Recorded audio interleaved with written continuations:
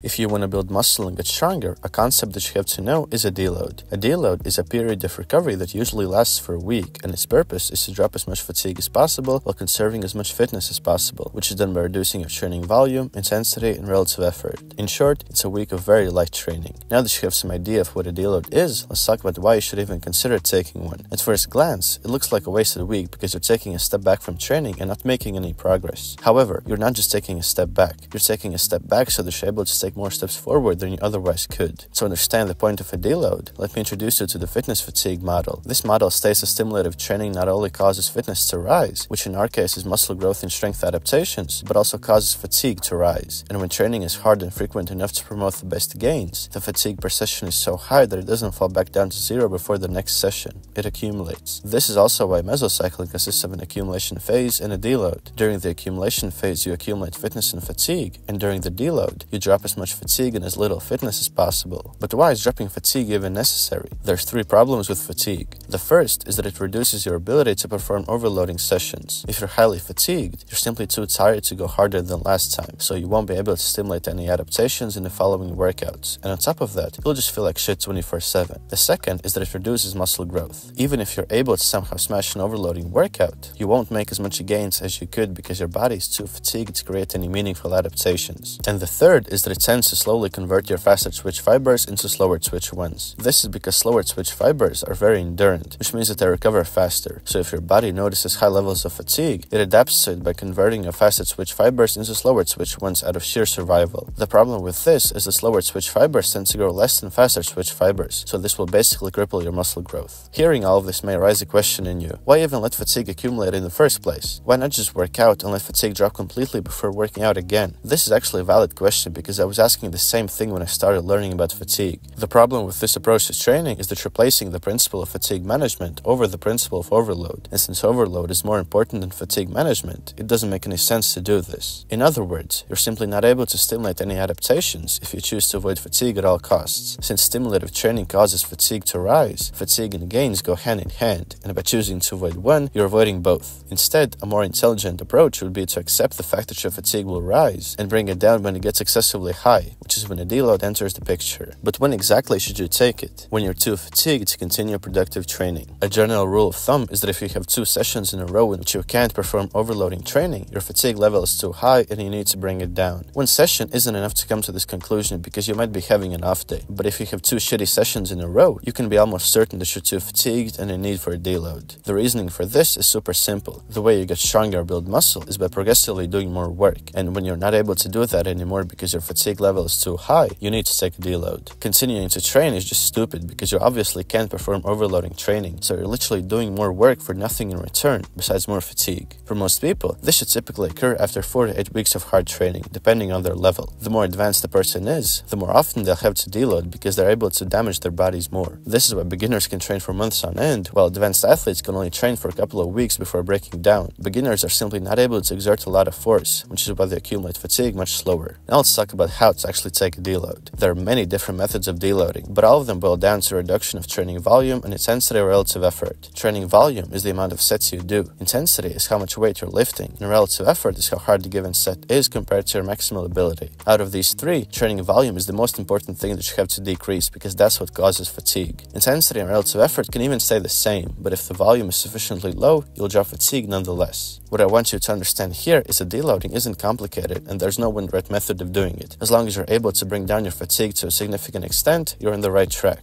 This can even include taking a whole week off, although it's not optimal because you lose some fitness in the process. In my opinion, the most simple method of deloading is to decrease the volume and intensity or relative effort by 50%. This means that if you were doing 4 sets of 10 pull-ups in the last week of your mesocycle, you would do 2 sets of 5 pull-ups in your deload week. Or if you were doing 4 sets of 10-second advanced suck planche holds, you would do 2 sets of 10-second suck planche holds in your deload week. This may sound extremely easy, but that's the point. Your goal during a deload is to drop as much fatigue as possible while still getting some work in to conserve your gains. To save time, you can even stack multiple deload workouts together. If you usually do 4 workouts per week, instead of doing 4 deload workouts that last for 20 minutes each, you can do 2 workouts for the whole week, ideally on Monday and Thursday, so that you're able to have some rest days before going into your next mesocycle. And now for the critical part, what to do after a deload. The biggest mistake that I see people making is picking up right where they left off. This is because during a deload, your body not only heals, but also gets resensitized to training, which means that it can't handle as as much training volume as it did before the deload. If you did 20 sets of pull-ups the week before your deload, you might be able to do only 12 sets the next week after it because your body has become so sensitive to training. If you continued right where you left off, you would just blast your body into pieces and have to take multiple days off because of how sore you got. Bad deal. This is why training volume typically arises through a mesocycle. As you become less and less sensitive to training, you need to do more and more work to continue stimulating adaptations. And once the volume to stimulate adaptations exceeds the volume your body is able to recover from, you need to resensitize your body to training by taking a deload. The most important thing I can tell you here is to start slow. Start with a very low number of sets. And if you feel like you can easily do more work, you can increase the amount of sets. You don't want to start with a high number of sets and then just blast your body into oblivion because it's simply unnecessary. I remember how I came back from a 2-week break, not knowing anything about deloading, only to figure out that I probably shouldn't be doing the amount of volume that I did before. I was training front lever at the time, and my lats and abs got so sore that it just even hurt to move around. So take this lesson from me and ease back into training after time off if you don't want to get incredibly sore. If you found this video helpful, make sure to leave a like, subscribe to my channel, and comment down below what kind of videos you would like to see from me more. You can also check the description for the best 9 bodyweight exercises for beginners and my Instagram, where I post my workouts and lifestyle in general. And have an awesome day.